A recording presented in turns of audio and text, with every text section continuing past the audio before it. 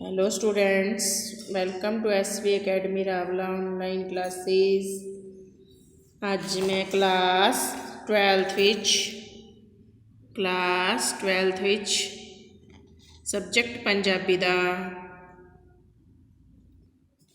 ਪਾਠ ਨੰਬਰ 7 ਆਪਣਾ ਆਪਣਾ ਹਿੱਸਾ ਕਹਾਣੀ ਸੰਸਾਰ ਵਿੱਚ ਪੜ੍ਹਾਉਣ ਜਾ ਰਹੀ ਹਾਂ। ਇਸ ਦੇ ਲੇਖਕ ਹਨ ਵਰਿਆਮ ਸਿੰਘ ਸੰਧੂ। ਕੌਣ ਹਨ? ਵਰਿਆਮ ਸਿੰਘ ਸੰਧੂ। ਆਪਾਂ ਇਹ ਲੈਸਨ ਪੜ੍ਹਾਂਗੇ। ਬਹੁਤ ਇੰਟਰਸਟਿੰਗ ਸਟੋਰੀ ਹੈ। ਤਿੰਨ ਭਰਾਵਾਂ ਦੀ ਕਹਾਣੀ ਤਿੰਨ ਭਾਈਆਂ ਦੀ ਕਹਾਣੀ ਹੈ। ਉਹਨਾਂ ਦੀ ਇੱਕ ਭੈਣ ਹੁੰਦੀ ਹੈ ਬਚਨੋ, ਅਤੇ ਕੁੱਦੂ ਸਭ ਤੋਂ ਛੋਟਾ ਹੁੰਦਾ ਮੁੰਡਾ ਜੋ ਆਪਣੇ ਮਾਂ ਪਿਓ ਕੋਲ ਰਹਿੰਦਾ ਹੈ। ਉਸਦੀ ਮਾਂ ਮਰ ਗਈ ਹੁੰਦੀ ਹੈ, ਜਿਸ ਦੇ ਕਾਰਨ ਸਾਰੇ ਭਰਾ ਇਕੱਠੇ ਹੁੰਦੇ ਹਨ, ਅਤੇ ਦੋ ਵੱਡੇ ਭਰਾ ਚੰਗੀਆਂ ਨੌਕਰੀਆਂ 'ਤੇ ਲੱਗੇ ਹੋਏ ਹੁੰਦੇ ਹਨ। ਉਹ ਆਉਂਦੇ ਹਨ ਅਤੇ ਉਹਨੂੰ ਕਹਿੰਦੇ ਹਨ ਕਿ ਆਪਾਂ ਜੋ ਮਾਂ ਦਾ ਇਕੱਠ ਹੈ ਗੱਜ ਵੱਜ ਕੇ ਕਰਨਾ ਹੈ, ਪਰ ਕੁੱਦੂ ਕੋਲ ਪੈਸਿਆਂ ਦੀ ਸ਼ਾਰਟੇਜ ਹੋਣ ਕਾਰਨ ਪੈਸੇ ਨਹੀਂ ਹੁੰਦੇ, ਵਿਚਾਰੇ ਕੋਲ ਗਰੀਬ ਹੁੰਦਾ ਥੋੜ੍ਹਾ, ਤਾਂ ਉਹ ਟਾਲ ਮਟੋਲ ਕਰਦਾ ਹੈ। ਫਿਰ ਉਸ ਨੂੰ ਕਹਿੰਦੇ ਹਨ ਕਿ ਚੱਲ ਆਪਾਂ ਮਾਂ ਦੇ ਫੁੱਲ ਪਾ ਆਈਏ, ਤਾਂ ਉਹ ਕਹਿੰਦਾ ਕਿ ਮੇਰੇ ਕੋਲ ਟਾਈਮ ਹੈ ਨਹੀਂ ਹਲੇ, ਤੁਸੀਂ ਪਾ ਸਕਦੇ ਹੋ ਤਾਂ ਪਾ ਆਓ, ਨਹੀਂ ਤਾਂ ਮੇਰੇ ਹਿੱਸੇ ਦੇ ਜੋ ਫੁੱਲ ਹਨ ਉਹ ਕਿੱਲੀ 'ਤੇ ਟੰਗ ਦਿਓ। ਜਦੋਂ ਮੈਨੂੰ ਟਾਈਮ ਹੋਊਗਾ, ਜਦੋਂ ਮੇਰੇ ਕੋਲ ਪੈਸੇ ਹੋਣਗੇ, ਮੈਂ ਆਪੇ ਪਾ ਆਊਂਗਾ। ਇਸ ਤਰ੍ਹਾਂ ਇਹ ਕਹਾਣੀ ਹੈ ਆਪਣਾ ਆਪਣਾ ਹਿੱਸਾ ਦੇ ਬਾਰੇ ਹੈ। ਦੇਖੋ, ਮਾਂ ਦੇ ਫੁੱਲਾਂ 'ਚ ਵੀ ਆਪਣੇ ਹਿੱਸੇ ਹੁੰਦੇ ਆ। ਦੇਖੋ, ਹੁਣ ਆਪਾਂ ਇਸ ਘਰੇਲੂ ਕਹਾਣੀ ਨੂੰ ਪੜ੍ਹਾਂਗੇ। ਬਹੁਤ ਇੰਟਰਸਟਿੰਗ ਸਟੋਰੀ ਹੈ, ਪੜ੍ਹਨੀ ਹੈ ਧਿਆਨ ਨਾਲ। ਪਹਿਲੇ ਪੜ੍ਹਾ ਰੱਖੀ ਹੈ ਤੁਹਾਨੂੰ 11ਵੀਂ ਵਿੱਚ, ਹੁਣ ਫਿਰ ਪੜ੍ਹਾਉਣ ਜਾ ਰਹੀ ਹਾਂ ਮੈਂ। ਮੱਝ ਨੂੰ ਬਾਹਰ ਕੱਢ ਕੇ ਖੁਰਲੀ ਵਿੱਚ ਤੂੜੀ 'ਤੇ ਛਟਾਲਾ ਲਾਉਂਦਿਆਂ ਕੁੱਦੂ ਨੇ ਮੱਝ ਦੀਆਂ ਨਾਸਾਂ ਵਿੱਚੋਂ ਉੱਡਦੀ ਹਵਾੜ ਨੂੰ ਤੱਕਿਆ ਅਤੇ ਧਾਰ ਕੱਢਣ ਲਈ ਬਾਲਟੀ ਲਿਆਉਣ ਵਾਸਤੇ ਆਵਾਜ਼ ਦਿੱਤੀ। ਫਿਰ ਮੱਝ ਦੇ ਪਿੰਡੇ 'ਤੇ ਪਾਈ ਗੋਹੇ ਨਾਲ ਲਿਬੜੀ ਪਾਟੀ ਦਰੀ ਨੂੰ ਸੂਤ ਕੀਤਾ ਅਤੇ ਪਾਲੇ ਨਾਲ ਕੰਬਦੇ ਅੰਗਾਂ ਨੂੰ ਕਾਬੂ ਕਰਨ ਦੀ ਕੋਸ਼ਿਸ਼ ਕਰਦਾ ਧੁੰਦ ਵਿੱਚੋਂ ਦੂਰ ਚੜ੍ਹਦੇ ਸੂਰਜ ਵੱਲ ਦੇਖਣ ਲੱਗਿਆ। ਪਰ ਧੁੰਦ ਤਾਂ ਸੂਰਜ ਨੂੰ ਇੰਜ ਨੱਪ ਕੇ ਬੈਠੀ ਸੀ ਜਿਵੇਂ ਕੋਈ ਤਕੜਾ ਭਲਵਾਨ ਮਾੜੇ ਭਲਵਾਨ ਦੀ ਗਿੱਚੀ 'ਤੇ ਗੋਡਾ ਦਿੱਤੀ ਬੈਠਾ ਹੋਵੇ। ਕੁੱਦੂ ਦਾ ਹੱਥ ਸਹਿਜੇ ਹੀ ਉਸਦੀ ਧੌਣ 'ਤੇ ਚਲਾ ਗਿਆ। ਕਈ ਸਾਲ ਪਹਿਲਾਂ ਭਲਵਾਨੀ ਕਰਦਿਆਂ ਉਸਨੇ ਆਪਣੇ ਉਸਤਾਦ ਜਿੰਦੇ ਪੱਧਰੀ ਵਾਲੇ ਦੇ ਅਤੇ ਹੋਰ ਭਲਵਾਨਾਂ ਦੇ ਗੋਡਿਆਂ ਦੀ ਮਾਰ ਜ਼ੋਰ ਕਰਦਿਆਂ ਅਤੇ ਘੁਲਦਿਆਂ ਚੱਲੀ ਸੀ। ਉਂਝ ਵੀ ਉਸਦੀ ਵਿਸ਼ੇਸ਼ਤਾ ਢਾਣ ਨਾਲੋਂ ਢਹਿਣ ਵਿੱਚ ਵਧੇਰੇ ਰਹੀ ਸੀ। ਐਸੇ ਲਈ ਹੀ ਤਾਂ ਉਹਨਾਂ ਦੇ ਪਿੰਡ ਦੇ ਬਾਬੇ ਚਰਲ ਨੇ ਉਹਨੂੰ ਮਖੌਲ ਨਾਲ ਕਿਹਾ ਸੀ, ਓਏ ਧਰਮਿਆ, ਭੈਣ ਦੇਣਿਆ ਕਿੱਡਾ ਤੇਰਾ ਸਰੀਰ ਹੈ। ਜੇ ਰੋਜ਼ ਟਾਈਮ ਦਾ ਹੀ ਕੰਮ ਫੜਨਾ ਸੀ ਤਾਂ ਇਹਦੂ ਚੰਗਾ ਸੀ ਕੰਜਰਾ ਤੇਰੇ ਸਰੀਰ 'ਚੋਂ ਮੋਛੇ ਕੱਢ ਕੇ ਦੋ ਬੰਦੇ ਬਣ ਜਾਣ, ਇੱਕ ਹਲ ਵਾਹਿਆ ਕਰੇ ਅਤੇ ਇੱਕ ਪੱਠੇ ਪਾਉਂਦਾ। ਰੱਬ ਵੀ ਸਹੁਰੇ ਨੂੰ ਟੱਕੇ ਦੀ ਅਕਲ ਨਹੀਂ, ਅਤੇ ਸਾਰੇ ਭਰਾਵਾਂ 'ਚ ਛੋਟਾ ਧਰਮਾ ਕੁੱਦੂ ਹੀ ਰਹਿ ਗਿਆ। ਉਹਨੂੰ ਨਾ ਭਲਵਾਨ ਸੀ ਅਤੇ ਨਾ ਹੀ ਧੌਣ ਉੱਤੇ ਕਿਸੇ ਦੇ ਗੋਡੇ ਦਾ ਡਰ, ਪਰ ਫਿਰ ਵੀ ਉਹਨੂੰ ਲੱਗਿਆ ਉਸਦੀ ਧੌਣ ਜਿਵੇਂ ਪੀੜ ਕਰ ਰਹੀ ਹੋਵੇ। ਉਸਦੀ ਧੌਣ 'ਤੇ ਇਹ ਕਿਸ ਦਾ ਗੋਡਾ ਸੀ? ਮੱਝ ਲਈ ਭਾੜਾ ਅਤੇ ਬਾਲਟੀ ਲਈ ਆਉਂਦੀ ਬਚਨੋ, ਜਿਹੜੀ ਮਾਂ ਦੇ ਮਰਨ 'ਤੇ ਜਿਸ ਦਿਨ ਦੀ ਸਹੁਰਿਆਂ ਆਇਆ ਇੱਥੇ ਹੀ ਸੀ। ਕੁੱਦੂ ਨੂੰ ਬਾਲਟੀ ਫੜਾ ਕੇ ਪੱਠਿਆਂ 'ਤੇ ਆਟਾ ਧੂੜਨ ਲੱਗੀ। ਕੁੱਦੂ ਮੱਝ ਦੇ ਪਿੰਡੇ 'ਤੇ ਥਾਪੀ ਮਾਰ ਕੇ ਹੇਠਾਂ ਬਹਿ ਗਿਆ। ਹੈਂ ਵੀਰਾ, ਵੇਖੇ ਨਾ, ਦੋਵੇਂ ਵੱਡੇ ਭਾਊ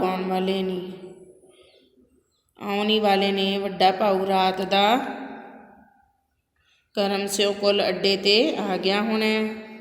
ਵੇਖੇ ਨਾ, ਤੂੰ ਜਿਹੜਾ ਹਿਸਾਬ ਕਿਤਾਬ ਬੰਦਾ ਉਹਨਾਂ ਨਾਲ ਨਿਬੇੜ ਲੈ। ਵੇਖੇ ਨਾ, ਮਾਂ ਦਾ ਇਕੱਠ ਵੀ ਕਰਨਾ ਹੋਇਆ, ਉਹਦੇ ਫੁੱਲ ਵੀ ਹਰਿਦੁਆਰ ਲੈ ਕੇ ਜਾਣੇ ਆ। ਸਿਆਣਿਆਂ ਆਖਿਆ ਲੇਖਾ ਮਾਵਾਂ ਧੀਆਂ ਦਾ। ਵੇਖੇ ਨਾ। ਕੁੱਦੂ ਨੂੰ ਬੜੀ ਖਿਝ ਆਈ। ਇਹ ਆ ਗਈ ਵੱਡੀ ਬੇਬੇ ਮੈਨੂੰ ਮੱਤਾਂ ਦੇਣ ਵਾਲੀ, ਉਹ ਕਹਿੰਦਾ ਅੱਗੋਂ। ਉਹ ਆਪ ਤੋਂ ਛੋਟੀ ਬਚਨੋਂ ਬਾਰੇ ਸੋਚਦਾ। ਜ਼ਹਿਰੀ ਥੁੱਕ ਅੰਦਰ ਲੰਘਾ ਕੇ ਗਿਆ। ਕੱਲ ਦੀ ਭੂਤਨੀ, ਮਤਲਬ ਉਹ ਸੋਚ ਰਿਹਾ ਸੀ ਵੀ ਇਹ ਕੌਣ ਹੁੰਦੀ ਕਹਿਣ ਵਾਲੀ। ਬਚਨੋਂ ਬੋਲੀ ਜਾ ਰਹੀ ਸੀ, ਵੇਖੇ ਨਾ, ਮੈਨੂੰ ਪਤਾ ਤੇਰਾ ਹੱਥ ਤੰਗ ਆ, ਪਰ ਇਹ ਕੰਮ ਵੀ ਅਕਸਰ ਕਰਨੇ ਹੋਏ। ਮੈਂ ਤਾਂ ਵੱਡਿਆਂ ਨੂੰ ਵੀ ਆਖਿਆ ਸੀ, ਤੁਹਾਡਾ ਸਰਦਾ, ਤੁਹਾਡਾ ਹੱਥ ਖੁੱਲ੍ਹਾ ਹੈ, ਕੋਈ ਨਹੀਂ, ਵੇਖੇ ਨਾ। ਉਹ ਅੱਗੋਂ ਆਂਦੇ ਸੀ, ਖਾਣ ਲਈ ਦਾਣੇ ਖੜਦਿਆਂ, ਜ਼ਮੀਨ ਵੀ ਇਹ ਮੁਫਤ ਚ ਵਾਹੀ ਜਾਂਦਾ, ਵੇਖੇ ਨਾ। ਸਾਰੇ ਤੇਰੇ ਭਾਈ ਵਰਗੇ ਕਿਵੇਂ ਹੋ ਜਾਣ।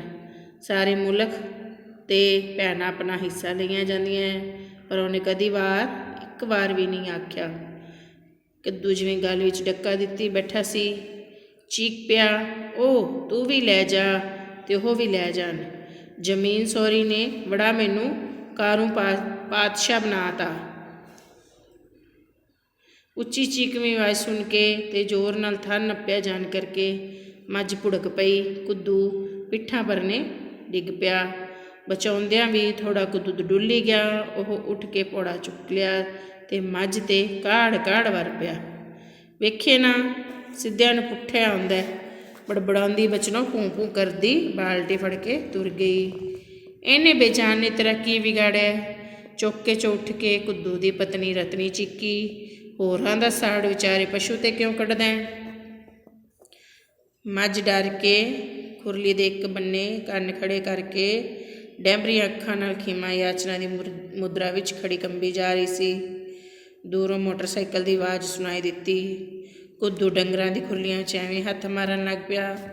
ਕੁੱਤਿਆਂ ਦੇ ਭੌਂਕਣ ਦੇ ਨਾਲ ਨਾਲ ਆਵਾਜ਼ ਨੇੜੇ ਆਉਂਦੀ ਗਈ ਤੇ ਥੋੜ੍ਹੀ ਦੇਰ ਬਾਅਦ ਮੋਟਰਸਾਈਕਲ ਉਹਨਾਂ ਦੇ ਦਰਵਾਜ਼ੇ ਅੱਗੇ ਆ ਖੜੋਤਾ। ਕੌਣ ਆਇਆ ਸੀ? ਉਸਦੇ ਭਰਾ ਆਏ ਸੀ, ਵੱਡੇ ਦੋਨੋਂ। ਰਤਨੀ ਨੇ ਸਿਰ 'ਤੇ ਪੱਲਾ ਲੈਂਦਿਆਂ ਡਿਓੜੀ ਦਾ ਦਰਵਾਜ਼ਾ ਖੋਲ੍ਹਿਆ। ਉਹਦੇ ਦੋਵੇਂ ਜੇਠ ਸਰਵਨ ਸਿੰਘ ਤੇ ਕਰਮ ਸਿੰਘ ਸਨ। ਉਹਨਾਂ ਮੋਟਰਸਾਈਕਲ ਡਿਓੜੀ ਵਿੱਚ ਲੰਘਾ ਕੇ ਕੱਚੇ ਵਿਹੜੇ ਵਿੱਚ ਖੜਾ ਕਰ ਦਿੱਤਾ। ਵੱਡੇ ਸਰਵਨ ਸਿੰਘ ਨੇ ਆਪਣੀਆਂ ਅੱਖਾਂ ਤੋਂ ਐਨਕਾਂ ਲਾਈਆਂ, ਰੁਮਾਲ ਨਾਲ ਉਹਨਾਂ ਨੂੰ ਸਾਫ਼ ਕੀਤਾ ਤੇ ਫਿਰ ਦਸਤਾਨੇ ਪਹਿਨੇ ਹੱਥਾਂ ਨਾਲ ਓਵਰਕੋਟ ਤੋਂ ਸਿਲ ਨੂੰ ਪੂੰਝਦਿਆਂ ਡਿਓੜੀ ਵਿੱਚ ਪਏ ਆਪਣੇ ਪਿਓ ਬਿਸ਼ਨ ਸਿੰਘ ਦੇ ਬਿਸਤਰੇ ਵੱਲ ਵਧਿਆ। ਛੋਟੇ ਕਰਮ ਸਿੰਘ ਨੇ ਗਰਮ ਲੋਹੇ ਦੀ ਬੁੱਕਲ ਸਵਾਰੀ, ਤਿੱਲੇ ਵਾਲੀ ਜੁੱਤੀ ਹੇਠਾਂ ਲੱਗਿਆ ਗੋਹਾ ਉਤਾਰਨ ਲਈ ਪੈਰ ਨੂੰ ਚੌਂਤਰੇ ਦੀ ਵੱਟ ਨਾਲ ਘਸਾਉਂਦਿਆਂ ਬਚਨੋਂ ਵੱਲ ਮੂੰਹ ਕੀਤਾ। ਕੁੱਦੂ ਕਿੱਥੇ ਆ? ਬਚਨੋਂ ਨੇ ਬੁੱਕਲ ਤੋਂ ਬਾਹਾਂ ਕੱਢ ਕੇ ਡੰਗਰਾਂ ਵੱਲ ਕੀਤੀ, ਜਿੱਥੇ ਮੋਟਰਸਾਈਕਲ ਦੇ ਖੜਾਕ ਨਾਲ ਕਿੱਲਾ ਪਟਾ ਕੇ ਵੜਕੇ ਨੂੰ ਕੁੱਦੂ ਫੜ ਰਿਹਾ ਸੀ। ਉਹ ਆ ਬਈ ਭਲਵਾਨਾ, ਰਤਾ ਮਸ਼ਵਰਾ ਕਰ ਲਈਏ। ਭਾਜੀ ਹੁਰਾਂ ਤੋਂ ਵੀ ਰੋਜ਼ ਨੂੰ ਛੁੱਟੀ ਨਹੀਂ ਆਇਆ ਜਾਂਦਾ। ਐਵੇਂ ਵੀ 100 ਕੰਮ ਰਹਿੰਦੇ ਨੇ, ਮੈਨੂੰ ਵੀ 100 ਕੰਮ ਰਹਿੰਦੇ ਨੇ। ਨਾਲੇ ਬੁੱਢੜੀ ਦੇ ਫੁੱਲ, ਜੇ ਤੂੰ ਜਾਣੇ ਤੂੰ ਸਹੀ, ਜੇ ਮੈਂ ਜਾਣਾ ਤਾਂ ਸਹੀ, ਗੰਗਾ ਪਾਈਏ।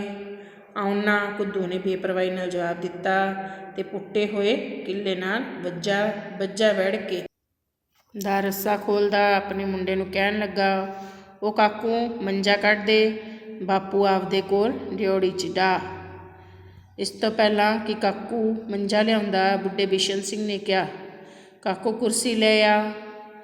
ਤੇ ਉਹ ਸਿੱਧਾ ਹੋ ਕੇ ਇੱਕ ਪਾਸੇ ਨੂੰ ਖਿਸਕ ਕੇ ਬੈਠ ਗਿਆ ਤੇ ਸਰਵਨ ਸਿੰਘ ਲਈ ਉਨਾ ਚਿਰ ਬੈਠਣ ਲਈ ਮੰਜੇ 'ਤੇ ਥਾਂ ਖਾਲੀ ਕਰ ਦਿੱਤੀ। ਪਰ ਸਰਵਨ ਸਿੰਘ ਪੱਗ ਦਾ ਪੱਲਾ ਠੀਕ ਕਰਦਾ ਮੰਜੀ ਲਾਗੇ ਖੜੋਤਾ ਦਾੜੀ ਪਰੋਸਣ ਲੱਗਿਆ। ਸਰਵਨ ਸਿੰਘ ਤਿੰਨਾਂ ਭਰਾਵਾਂ ਤੋਂ ਸਭ ਤੋਂ ਵੱਡਾ ਤੇ ਪੜ੍ਹਿਆ ਲਿਖਿਆ ਸੀ। ਆਪਣੀ ਹਿੰਮਤ ਨਾਲ ਪੜ੍ਹ ਕੇ ਉਹ ਓਵਰਸੀਅਰ ਲੱਗ ਗਿਆ ਤੇ ਚੰਗੀ ਕਮਾਈ ਕਰਦਾ ਸੀ। ਉਹ ਸ਼ਹਿਰੀ ਕੋਠੀ ਪਾ ਕੇ ਰਹਿ ਰਿਹਾ ਸੀ। ਇੱਕੋ ਇੱਕ ਧੀ ਉਹਨੇ ਚੰਗੇ ਘਰ ਵਿਆਹ ਲਈ ਸੀ।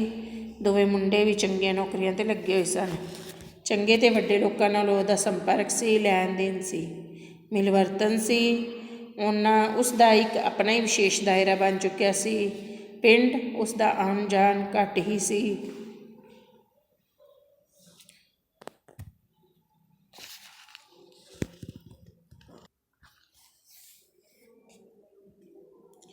ਜਿਹੜੀ 2-2.5 ਕਿੱਲੇ ਜ਼ਮੀਨ ਉਸਦੇ ਹਿੱਸੇ ਆਉਂਦੀ ਸੀ, ਉਹ ਕੁੱਦੂ ਹੀ ਵਾਹੁੰਦਾ ਸੀ ਤੇ ਉਹ ਬਕੋਲ ਉਸਦੇ ਖਾਣ ਲਈ ਸਾਲ ਦੇ ਦਾਣੇ ਹੀ ਕੱਢਦਾ ਸੀ। ਆਪਣੇ ਅੰਗਾ ਸਾਕਾਂ ਤੇ ਯਾਰਾਂ ਦੋਸਤਾਂ ਵਿੱਚ ਇਹੋ ਹੀ ਕਹਿੰਦਾ ਕਿ ਉਸਨੇ ਜ਼ਮੀਨ ਕੁੱਦੂ ਨੂੰ ਮੁਫਤੀ ਦੇ ਦਿੱਤੀ ਹੋਈ ਹੈ। ਕਾਕੂ ਕੁਰਸੀ ਲੈ ਆਇਆ। ਲੋਹੇ ਦੀ ਹੈ ਇੱਕੋ ਇੱਕ ਕੁਰਸੀ, ਬੜੇ ਸਾਲਾਂ ਤੋਂ ਉਹਨਾਂ ਦੇ ਘਰ ਸੀ। ਕਿਸ ਦੇ ਘਰ ਸੀ? ਕੁੱਦੂ ਦੇ। ਅਤੇ ਉਸਦਾ ਵੱਡਾ ਭਰਾ ਜੋ ਸਰਵਨ ਸਿੰਘ ਸੀ, ਉਹ ਵੇਰਸੀਅਰ ਲੱਗਿਆ ਹੋਇਆ ਸੀ।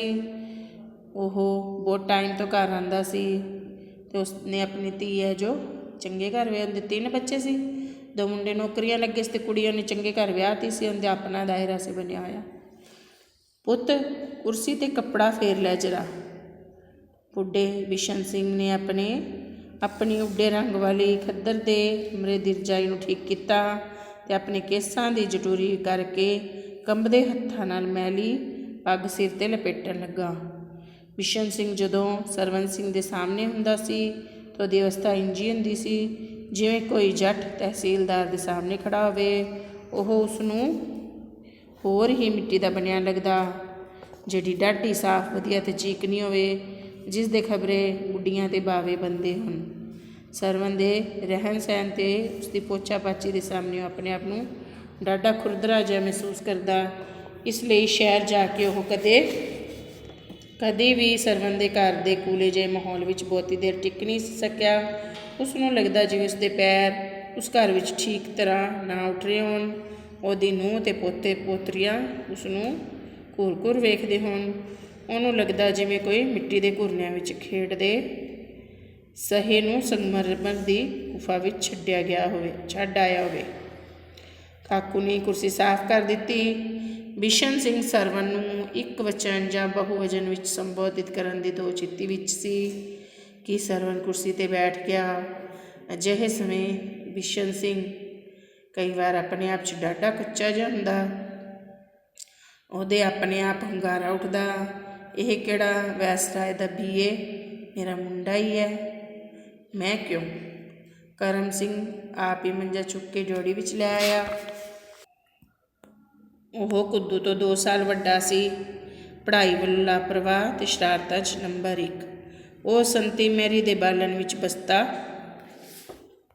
ਲੁਕਾ ਕੇ ਹਾਨੀਆਂ ਨਾਲ ਖਿੱਦੋ ਖੁੰਡੀ ਖੇਡਣ ਨਿਕਲ ਜਾਂਦਾ ਅਤੇ ਛੁੱਟੀ ਸਮੇਂ ਬਸਤਾ ਚੁੱਕ ਘਰ ਆ ਵੜਦਾ। ਛੋਟਾ ਹੋਣ ਕਰਕੇ ਕੁੱਦੂ ਉਹਦੇ ਨਾਲ ਰਹਿੰਦਾ। ਇਕੱਠੇ ਹੀ ਸਕੂਲ ਗਏ ਅਤੇ ਇਕੱਠੇ ਹੀ ਪੜ੍ਹਾਈ ਵਿੱਚੋਂ ਛੱਡ ਕੇ ਉਹ ਘਰ ਦੇ ਕੰਮ ਵਿੱਚ ਪਿਓ ਦੀ ਮਦਦ ਕਰਾਉਣ ਲੱਗ ਪਏ। ਜਵਾਨੀ ਚੜ੍ਹਦਿਆਂ ਹੀ ਕਰਮਾ ਤਾਂ ਪਾਂਡੀ ਬਣ ਕੇ ਸਮਗਲਿੰਗ ਦਾ ਮਾਲ ਢੋਣ ਲੱਗ ਪਿਆ ਅਤੇ ਕੁੱਦੂ ਜਿਸਮ ਦਾ ਤਾਜ਼ਾ ਅਤੇ ਹੱਡਾਂ ਪੈਰਾਂ ਦਾ ਖੁੱਲ੍ਹਾ ਹੋਣ ਕਰਕੇ ਭਲਵਾਨੀ।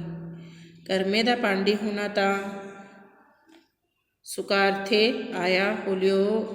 ਹੌਲੀ ਹੌਲੀ ਉਹਨੇ ਬਲੈਕ ਦੇ ਮਾਲ ਵਿੱਚ ਆਪਣਾ ਹਿੱਸਾ ਪੱਤੀ ਰੱਖਣੀ ਸ਼ੁਰੂ ਕਰ ਦਿੱਤੀ। ਅੱਜ ਹੋਰ ਕੱਲ੍ਹ ਹੋਰ ਅਤੇ ਕਰਮਾ ਵੀ ਲਾਗਲੇ ਕਸਬੇ ਦੇ ਚੌਂਕ ਵਿੱਚ ਆਪਣਾ ਮਕਾਨ ਬਣਵਾ ਕੇ ਠਾਠ ਨਾਲ ਰਹਿ ਰਿਹਾ ਸੀ। ਡੈਰੀ ਅਤੇ ਮੁਰਗੀ ਖਾਨਾ ਖੋਲ੍ਹ ਰੱਖਿਆ ਸੀ। ਉਹਦੇ ਘਰ ਪੂਰੀ ਲਹਿਰ ਬਹਿਰ ਸੀ ਅਤੇ ਭਲਵਾਨੀ ਕਰਦਾ ਧਰਮ ਸਿੰਘ ਕੁੱਦੂ ਦਾ ਕੁੱਦੂ ਹੀ ਰਹਿ ਗਿਆ। ਪਿਓ ਵਾਲੀ ਹਲ ਦੀ ਜੰਗੀ ਉਸਦੇ ਹੱਥ ਸੀ। ਬਾਬੇ ਚਰਲ ਨੇ ਭਾਵੇਂ ਮਖੌਲ ਵਿੱਚ ਹੀ ਉਸਦੇ 2 ਬੰਦੇ ਬਣ ਜਾਣ, ਇੱਕ ਦੇ ਹਲ ਵਾਹੁਣ ਅਤੇ ਦੂਜੇ ਦੇ ਪੱਠੇ ਪਾਉਣ ਦੀ ਗੱਲ ਕੀਤੀ ਸੀ। ਪਰ ਕੁੱਦੂ ਸੱਚੀ ਹੀ ਵਾਈ ਵਿੱਚ ਦੂਣੇ ਜ਼ੋਰ ਨਾਲ ਲੱਗਾ ਰਿਹਾ ਸੀ। ਉਹ ਆਪਣੇ ਵੱਲੋਂ ਤਾਂ ਤੇਜ਼ ਦੌੜਨ ਦਾ ਬਹੁਤ ਯਤਨ ਕਰਦਾ, ਪਰ ਸੁਪਨੇ ਵਿੱਚ ਡਰ ਕੇ ਭੱਜਣ ਵਾਲਿਆਂ ਵਾਂਗ ਉਸਦਾ ਹਰ ਚੁੱਕਿਆ ਪੈਰ ਅੱਗੇ ਧਰੇ ਜਾਣ ਦਾ ਨਾਂ ਨਹੀਂ ਸੀ ਲੈਂਦਾ, ਜਿਵੇਂ ਕੋਈ ਗੈਬੀ ਸ਼ਕਤੀ ਉਹਦੇ ਲੱਕ ਨੂੰ ਜੱਫਾ ਮਾਰੀ ਪਿਛਾਂ ਖਿੱਚੀ ਲਿਜਾ ਰਹੀ ਹੋਵੇ।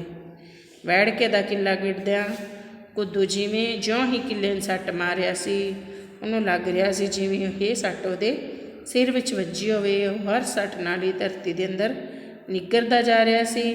ਮਨ ਹੀ ਮਨ ਦੋਹਾਂ ਭਰਾਵਾਂ ਨਾਲ ਕੀਤੀ ਜਾਣ ਵਾਲੀ ਗੱਲਬਾਤ ਬਾਰੇ ਸੋਚ ਰਿਹਾ ਸੀ। ਦੋਹਾਂ ਭਰਾਵਾਂ ਬਾਰੇ ਸੋਚ ਕੇ ਝੁੰਝਲਾ ਉੱਠਿਆ ਅਤੇ ਤੀਜੀ ਭੈਣ ਬਚਨੂ, ਇਹ ਕਿਹੇ ਰਿਸ਼ਤੇ ਹਨ? ਕੁੱਦੂ ਸੋਚਦਾ ਹੈ ਵੀ ਹੁਣ ਮੈਨੂੰ ਹਿੱਸੇ ਵਾਸਤੇ ਕਹਿਣਗੇ। ਕੌਣ ਕਹੂਗਾ? ਉਸ ਤੋਂ ਵੱਡਾ ਭਰਾ ਕਰਮ ਸਿੰਘ ਜੋ ਉਸ ਤੋਂ 2 ਸਾਲ ਵੱਡਾ ਸੀ ਅਤੇ ਦੋਨੋਂ ਇਕੱਠੇ ਪੜ੍ਹੇ ਸਨ ਅਤੇ ਦੋਨਾਂ ਨੇ ਇਕੱਠੇ ਪੜ੍ਹਾਈ ਕੀਤੀ ਅਤੇ ਉਹ ਬਲੈਕ ਸਮਗਲਿੰਗ ਦੇ ਕੰਮ ਵਿੱਚ ਪੈ ਗਿਆ। ਕਰਮ ਸਿੰਘ ਅਤੇ ਕੁੱਦੂ ਸੀ ਜੋ ਸਰੀਰ ਦਾ ਖੁੱਲ੍ਹਾ ਹੋਣ ਕਰਕੇ ਤਕੜਾ ਹੋਣ ਕਰਕੇ ਭਲਵਾਨੀ 'ਚ ਪੈ ਗਿਆ ਸੀ। ਪਰ ਉਸਦੀ ਭਲਵਾਨੀ ਵੀ ਜ਼ਿਆਦਾ ਚਿਰ ਨਾ ਚੱਲੀ ਅਤੇ ਉਹ ਖੇਤ ਵਿੱਚ ਕੰਮ ਕਰਨ ਦੇ ਯੋਗ ਹੀ ਰਹਿ ਗਿਆ। ਉਹ ਕੁਛ ਨਹੀਂ ਬਣ ਸਕਿਆ। ਜਦ ਕਿ ਦੋਨੋਂ ਭਰਾ ਜੋ ਵੱਡੇ ਭਰਾ ਆਪਣੇ ਪੈਰਾਂ 'ਤੇ ਸਟੈਂਡ ਹੋ ਗਏ ਸਨ। ਵੱਡੇ 'ਤੇ ਉਸ ਨੂੰ ਦੂਜਾ ਖਿੱਚ ਸੀ ਕਿ ਉਹ ਅੰਗਾਂ ਸਾਕਾਂ ਦੇ ਸਾਹਮਣੇ ਕੁੱਦੂ ਨੂੰ ਯਤੀਮ ਜਿਹਾ ਬਣਾ ਕੇ ਪੇਸ਼ ਕਰਦਾ ਸੀ। ਦਾਨੇ ਲਿਜਾ ਕੇ ਵੀ ਜ਼ਮੀਨ ਬਾਰੇ ਇੰਝ ਕਹਿੰਦਾ ਸੀ ਜਿਵੇਂ ਕੁੱਦੂ ਨੂੰ ਦਾਨ ਕੀਤੀ ਹੋਵੇ। ਦਾਣੇ ਲੈ ਜਾਂਦਾ, ਪੂਰੇ ਸਾਲ ਦਾ ਅੰਨ ਇਕੱਠਾ ਲੈ ਜਾਂਦਾ ਸੀ, ਖਾਣ ਨੂੰ ਕਣਕ ਲੈ ਜਾਂਦਾ ਸੀ ਵੱਡਾ ਭਰਾ, ਪਰ ਫਿਰ ਵੀ ਰਿਸ਼ਤੇਦਾਰਾਂ ਨੂੰ ਕੀ ਕਹਿੰਦਾ ਸੀ ਕਿ ਮੁਫਤ 'ਚ ਦਿੱਤੀ ਹੋਈ ਆ ਉਸਨੂੰ ਕੁੱਦੂ ਨੂੰ ਜ਼ਮੀਨ। ਇਹ ਮੁਫਤ 'ਚ ਹੋਈ? ਦਾਣੇ ਉਗਾਣੇ ਸੌਖੇ ਨਹੀਂ ਸੌਖੇ ਨਾ, ਕਣਕ ਲੈਣੀ ਸੌਖੀ ਹੈ, ਬਾਜ਼ਾਰੋਂ ਲੈਣੇ ਪੈਸੇ ਲੱਗਦੇ ਹੈ। ਹਾਲਾਂਕਿ ਉਹ ਕਣਕ ਜ਼ਮੀਨ ਵੱਟੇ ਦੇ ਛੱਡਦਾ ਸੀ, ਪਰ ਫਿਰ ਵੀ ਕਹਿੰਦਾ ਸੀ ਇਹਨੂੰ ਫਰੀ ਦੇ ਰੱਖੀ ਹੈ। ਜ਼ਮੀਨ ਕੁੱਦੂ ਤੋਂ ਛੱਡੀ ਨਹੀਂ ਸੀ ਜਾਂਦੀ, ਜੇ ਛੱਡਿਆ ਉਸ ਦਾ ਗੁਜ਼ਾਰਾ ਨਹੀਂ ਹੁੰਦਾ ਸੀ, ਪਰ ਐਦਾਂ ਮੁਫਤ ਦੇ ਸਾਹਣ ਹੇਠਾਂ ਉਸ ਤੋਂ ਦੱਬਿਆ ਵੀ ਨਹੀਂ ਸੀ ਜਾਂਦਾ। ਅਤੇ ਕਰਮ ਸਿੰਘ ਤਾਂ ਬਰਾਬਰ ਦਾ ਹਿੱਸਾ ਵੀ ਵੰਡਾ ਕੇ ਲੈ ਜਾਂਦਾ ਸੀ, ਪਰ ਇਹ ਵੀ ਇਤਰਾਜ਼ ਕਰਦਾ ਸੀ ਕਿ ਕੁੱਦੂ ਦੇ ਹੱਥਾਂ ਵਿੱਚ ਬਰਕਤ ਨਹੀਂ, ਉਹਨੂੰ ਹਿੱਸੇ ਵਿੱਚੋਂ ਕੁਝ ਬਚਦਾ ਨਹੀਂ। ਅਜੇ ਕੱਲ੍ਹ ਮਾਂ ਦੇ ਫੁੱਲ ਚੁੰਦਿਆਂ ਉਹ ਆਪਣੇ ਭਣਵਈਏ ਨੂੰ ਕਹਿ ਰਿਹਾ ਸੀ, ਭਾਈਆ ਐਤਕੀ ਮੇਰੀ ਸਲਾਹ ਹੈ ਪਿੰਡ ਵਾਲੀ, 2 ਕਿੱਲੇ ਆਪ ਹੀ ਟਰੈਕਟਰ ਨਾਲ ਵਾਹ ਕੇ ਮੱਝਾਂ ਲਈ ਪੱਠੇ ਨਾ ਬੀਜ ਛੱਡਾਂ, ਇਸ ਤੋਂ ਬਚਦਾ ਬਚਾਉਂਦਾ ਤਾਂ ਅੱਗੇ ਕੁਛ ਨਹੀਂ। ਮਾੜੀ ਗੱਲ ਨਹੀਂ, ਚੰਗਾ ਰਹੇਗਾ, ਬਚਨੋਂ ਦਾ ਘਰ ਵਾਲਾ ਬੋਲਿਆ ਸੀ। ਕੁੱਦੂ ਨੂੰ ਪਤਾ ਸੀ ਕਿ ਉਹ ਉਸਨੂੰ ਸੁਣਾ ਕੇ ਗੱਲਾਂ ਕਰ ਰਹੇ ਹਨ। ਉਹ ਅੰਦਰ ਭਰਿਆ ਪੀਤਾ ਬੈਠਾ ਸੀ, ਬੋਲਿਆ ਕੁਝ ਨਹੀਂ। ਜ਼ਮੀਨ ਤਾਂ ਅੱਗੇ ਹੀ ਥੋੜ੍ਹੀ ਸੀ, ਜੇ ਇਹ 2 ਕਿੱਲੇ ਵੀ ਹਾਲੇ ਨਿਕਲ ਗਈ। ਉਸਨੂੰ ਫਿਕਰ ਸੀ। ਉਸਨੂੰ ਕੀ ਫਿਕਰ ਲੱਗ ਗਿਆ ਉਹਨਾਂ ਦੀ ਗੱਲਾਂ ਸੁਣ ਕੇ, ਵੀ ਜੇ ਮੇਰੇ ਕੋਲ ਤਾਂ ਜ਼ਮੀਨ ਪਹਿਲਾਂ ਹੀ ਥੋੜ੍ਹੀ ਹੈ, ਜੇ ਹੋਰ ਇਹ ਲੈ ਲਈ ਨੇ 2 ਕਿੱਲੇ ਤਾਂ ਫਿਰ ਮੇਰਾ ਤਾਂ ਗੁਜ਼ਾਰਾ ਬਿਲਕੁਲ ਨਹੀਂ ਹੁੰਦਾ। ਆਪ ਤਾਂ ਉਹ ਗੱਲ ਕਰਨੋਂ ਝਿਜਕਦਾ ਸੀ। ਲਾ ਪਾ ਕੇ ਵਿਚਲਾ ਬੰਦਾ ਭੈਣ ਭਣਵਈਆ ਸੀ ਜਾਂ ਪਿਓ, ਜਿਨ੍ਹਾਂ ਨੂੰ ਉਹ ਆਪਣਾ ਦੁੱਖ ਦੱਸ ਸਕਦਾ ਸੀ, ਉਹਨਾਂ ਦੀ ਮਦਦ ਮੰਗ ਸਕਦਾ ਸੀ। ਪਰ ਭਣਵਈਆ ਤਾਂ ਉਸਦੇ ਸਾਹਮਣੇ ਕਰਮ ਸਿੰਘ ਨੂੰ ਜ਼ਮੀਨ ਛੁਡਾ ਲੈਣ ਲਈ ਕਹਿ ਰਿਹਾ ਸੀ, ਅਤੇ ਭੈਣ ਬਚਨੋਂ ਨੇ ਉਸਦੀ ਮਦਦ ਕੀ ਕਰਨੀ ਸੀ। ਉਸਨੂੰ ਤਾਂ ਅੱਗੇ ਹੀ ਇਤਰਾਜ਼ ਰਹਿੰਦਾ ਸੀ ਕਿ ਵੱਡੇ ਭਰਾ ਭਰਜਾਈ ਉਸ ਨਾਲ ਚੰਗਾ ਵਰਤਦੇ ਹਨ, ਉਸ ਨਾਲ ਦੁੱਖ ਸੁੱਖ ਵੰਡਾਉਣ ਆਉਂਦੇ ਜਾਂਦੇ ਹਨ, ਔਖੇ ਸੌਖੇ ਵੇਲੇ ਵੀ ਕੰਮ ਆਉਂਦੇ ਹਨ, ਸਾਲ ਛਮਾਈ ਸੂਟ ਵੀ ਬਣਾ ਦਿੰਦੇ ਹਨ। ਪਰ ਕੁੱਦੂ ਸੀ ਕਿ ਔਖੇ ਵੇਲੇ ਮਦਦ ਤਾਂ ਕੀ ਕਰਨੀ, ਉਹਨੂੰ ਮਿਲਣ ਤਾਂ ਕੀ ਜਾਣਾ।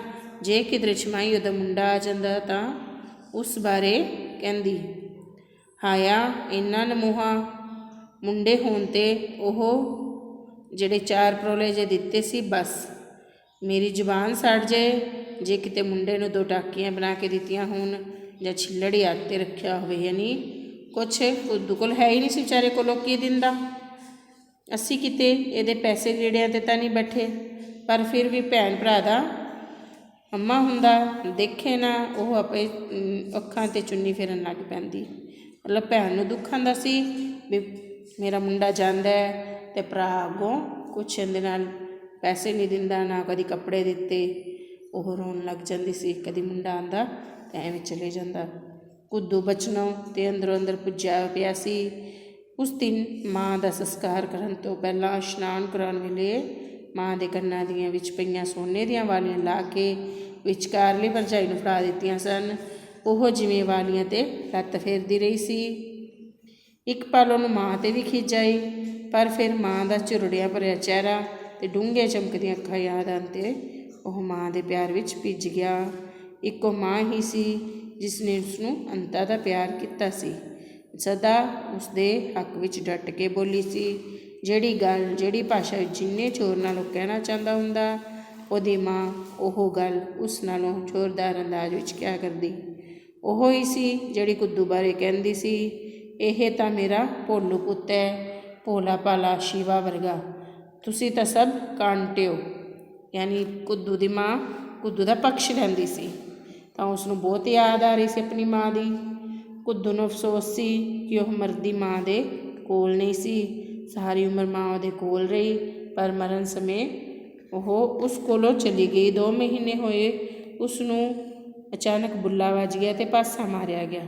ਯਾਨੀ ਅਧਰੰਗ ਹੋ ਗਈ ਸੀ, ਉਸਨੂੰ ਪਾਸਾ ਮਾਰਿਆ ਗਿਆ ਸੀ। ਸਰਵਨ ਸਿੰਘ ਮਾਂ ਦਾ ਪਤਾ ਕਰਨ ਆਇਆ ਤਾਂ ਉਹ ਮਾਂ ਦੇ ਵਰਜਦਿਆਂ ਵੀ ਉਸਨੂੰ ਆਪਣੇ ਨਾਲ ਸ਼ਹਿਰ ਲੈ ਗਿਆ, ਤਾਂ ਕਿ ਉਸਨੂੰ ਵੱਡੇ ਹਸਪਤਾਲ ਵਿੱਚ ਦਾਖਲ ਕਰਵਾ ਕੇ इलाज करवा सके।